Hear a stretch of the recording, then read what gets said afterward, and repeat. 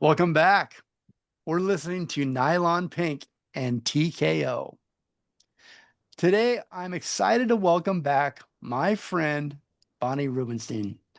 Bonnie is an art gallery owner with an exceptional eye for spotting talented artists and then generously introducing us to their work through her galleries.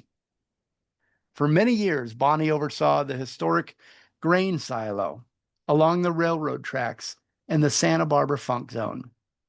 She transformed the silo into a unique art gallery called Silo 118. But sadly, like so many great businesses have, the gallery was lost to the pandemic. And now, along with her business partner, Irene Chan, Bonnie is opening a new gallery, Rubenstein Chan Contemporary Art, in Carpinteria, California. And consistent with Bonnie's vision of offering art that is displayed in spectacular locations with a story all their own, the gallery is located at the Palm Lofts, a live work complex that has housed many creatives over the past 25 years since it was built. The Palm Lofts in Carpinteria were built on the site of the former Henry Fish Seed Company, a large lima bean processing and packing house that operated for much of the 20th century.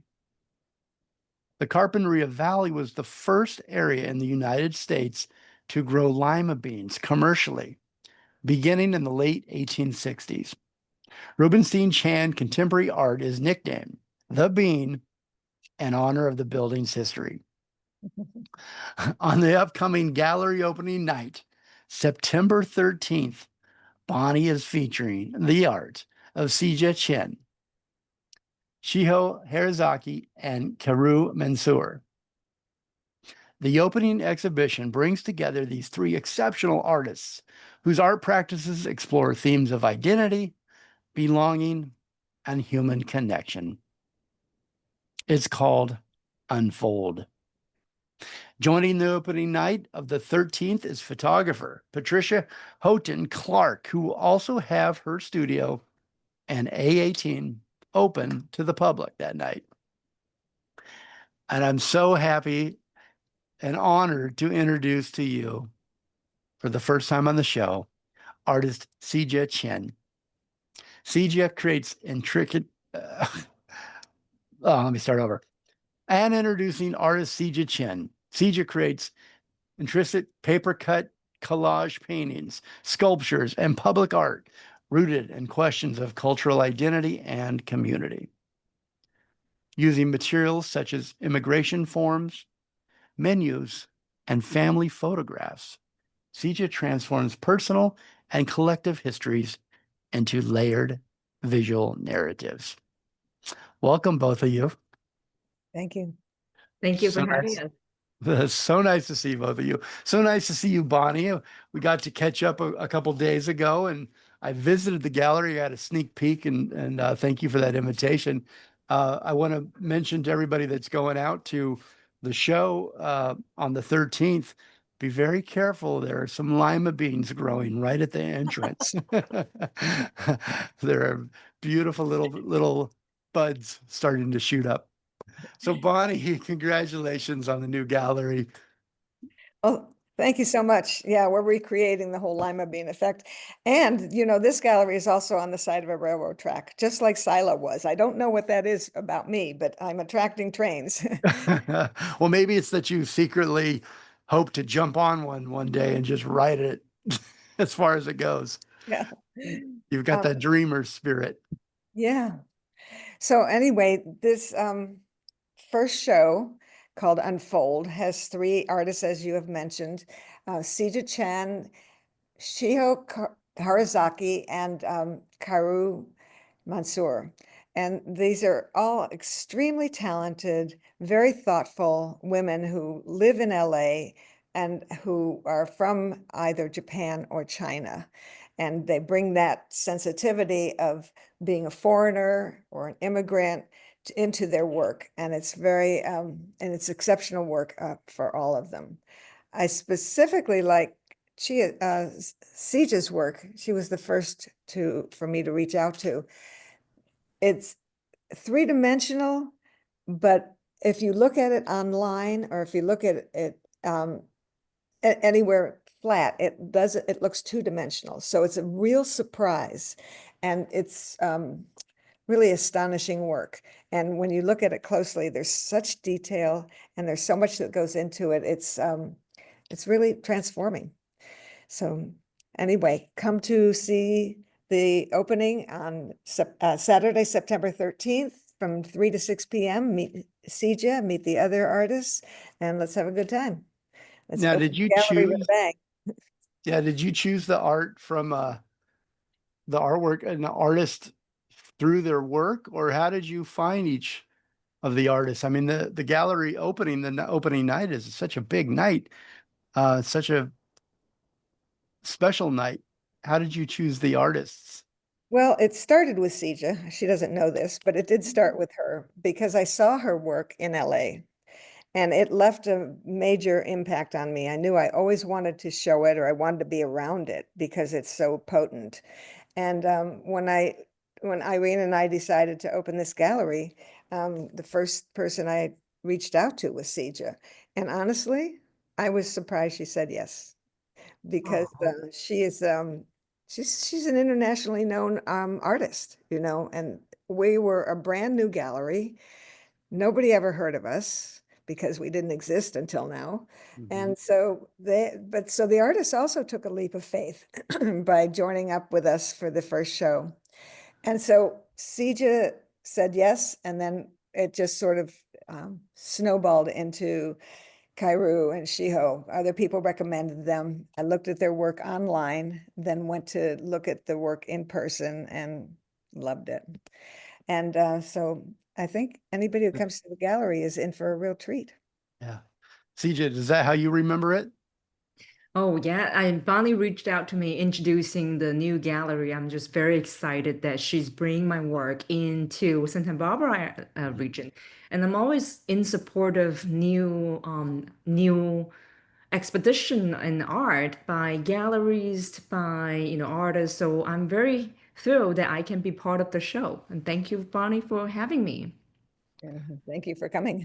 CJ, Absolutely. can you describe where you get your inspiration from? And it's so unique, the materials that you choose to tell the story. Yeah, so my inspiration comes from both memory and community. Paper cut is a tradition in my family. I learned it from my dad. So heritage is always a starting point. But my practice really expands when I engage with people.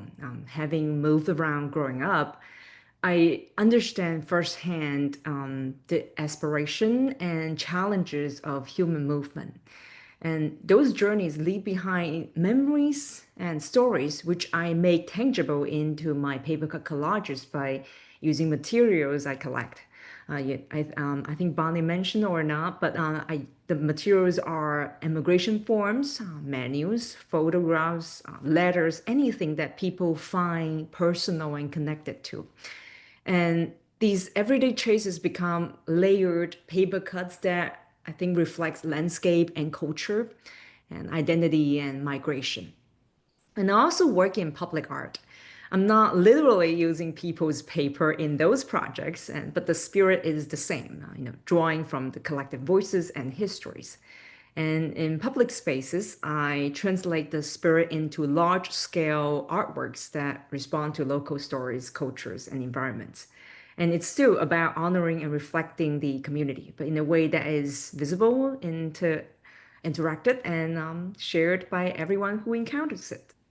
It's a beautiful idea. I love the ideas of the materials that you choose to tell that story that takes it to a whole nother depth, another understanding and a feeling when you look at your artwork. It's so beautiful. Thank you. Which pieces will you, I mean, how do you choose what you'll be showing at the gallery that evening? Which pieces will So you be showing? So Bonnie, Irene, and I collectively chose the On the Other Side and Dragon's Landing. These two pieces both come from a series called Climb the Mountain, Across the Water and Climb the Mountains.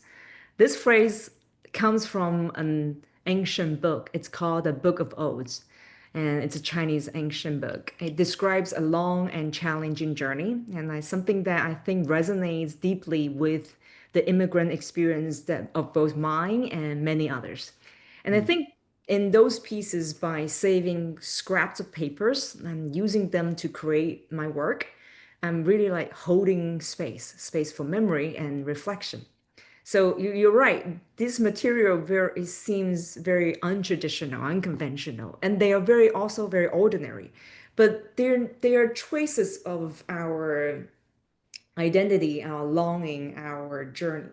And so in this way, the work transformed private stories into a shared visual language and just showing how individual fragments can come together to form something much, much larger and responding to the time we're living in.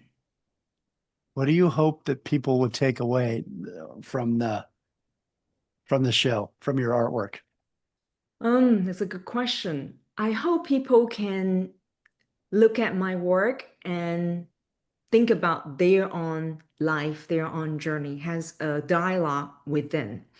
And I want to also underscore the shared humanity that I'm presenting in my work. It doesn't matter where you come from, what your background is, what culture do you belong to. We are all humans, and we have the shared aspiration, the shared difficulties that we have to overcome. And I think that's an important message, the message of the value of multiculturalism at this time that we're living in. Yes. Especially important right now with what's Yes. in the world, especially important. Yes, but all of these artists kind of reflect that. And I think you'll take something from every one of them that's telling us, we can all live together. It Yep. doesn't have to be this difficult. And it's, yeah, so I'm very proud of this exhibit, actually. And the title of the exhibit is Unfold. Can you Yeah. explain that, Bonnie? Or Yeah. do you want to? Do you want them to, do you want the Well, viewer to interpret? they can figure it out, but it really has a lot to do with folding paper.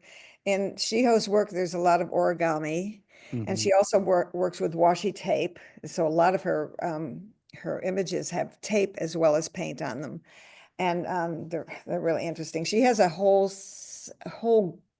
series on Hiroshima, which we chose not to bring to this show because I think it's a show in itself. It's very poignant, it's very emotional, and I don't think that's what this show is about. And so we'll probably work with Chiho again. And Kaoru, who has kind of a joyful aspect to her, she does a lot of sewing. So she's working with paper, she's folding paper. So the three of them actually work hands-on with paper a lot. So that's where Unfold came from. Was the theme. I love it.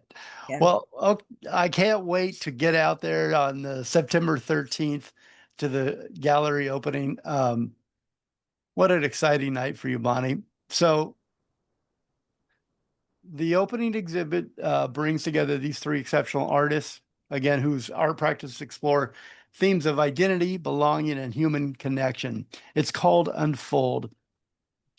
I'm going to give you all the information. The reception is September 13th, 3 o'clock to 6 o'clock.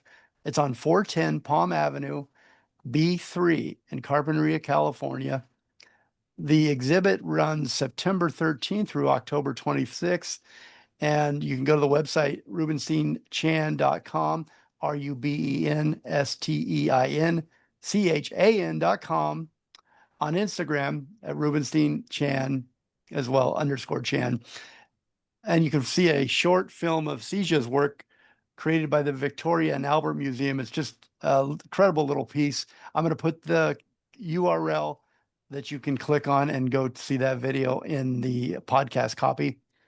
And you can follow Sijia on Sijia Art at Instagram, SIJIACHEN, Sijia Chen Art, and SijiaChen.com. Thank you both so much for telling us about the gallery opening. I'm so excited for you, Bonnie.